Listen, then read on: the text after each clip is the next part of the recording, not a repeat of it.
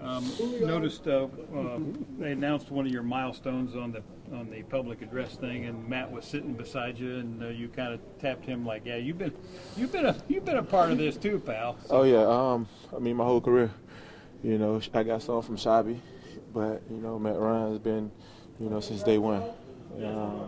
I appreciate him, appreciate the offensive line, and you know I did it this year. I was dirt cutter, everybody, free, the running backs in the backfield, pass protection, just everybody just having the opportunity, you know, taking advantage of it, and I mean it's a big accomplishment. So. How would you compare what you fought through physically this year to some other years? Because there have been some, some bumps in the road. Yeah, more so this year.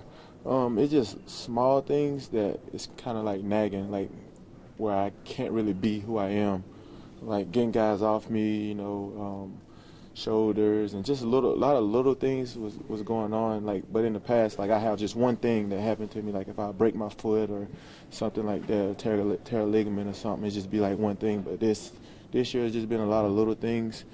But that, I mean, it comes with the game of football. You know, you don't think you're gonna go out here every year or whatever and just be completely healthy. Everybody going through things and fighting through things, and luckily mine were just been minor all year. So it's been good. But going off that, I mean, it would have been easy, you know, knowing the record to just say, you know what, let's shut it down. I mean, does that ever, you know, I know you wouldn't want to do it. Was that ever talked about? Did you ever have to like fight against that? Oh no, hell no. I'm here. I'm not. Whatever I got to do, I talk to Q all the time. Whatever I have to do, whatever we need to do collectively to, you know, be smart. First, be smart, and then being able to play. They know I want to play. I want to be out there. That never came up. So. You said, you know, little things kind of keeping you from being able to be yourself, but 35 targets over the last 2 weeks, 300 total yards in the last 2 games. Teams know they want to throw you the ball. How are you still able to produce like this?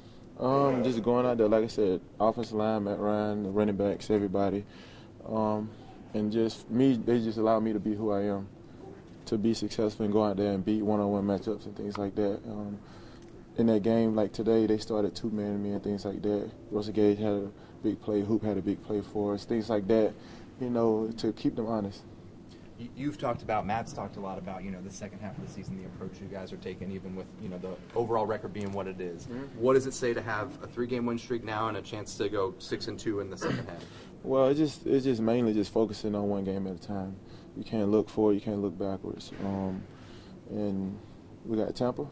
Mm-hmm. It's supporting the game because it's next game. That's all. So it's just like one game at a time, one play at a time, just really living and believing that and having that mentality. You gave credit to a lot of other people, you know, Matt in the offensive line. How nice was it to see Devontae involved in a lot of different ways today? Yeah, Free did a great job for us today, especially in the run game and the pass game. Matt did a great job finding him on some, you know, plays broke down. Matt, you know, scrambling in the pocket, found him. You know, Free just did his thing with the ball. Julio, when, like you said, Hoop makes a play, Gage makes a play. Mm-hmm. After that, can you sense an opening coming, maybe for you? I think we're past curfew. But yeah, for me, every play I feel like it's an opportunity. You know, I don't play like, okay, they're gonna double me this play. I still got to pull that coverage to me, like whatever route I got to do, or I'll, you know, convert it and make sure the safety comes over here so it opens up Hoop and things like that in the middle of the field.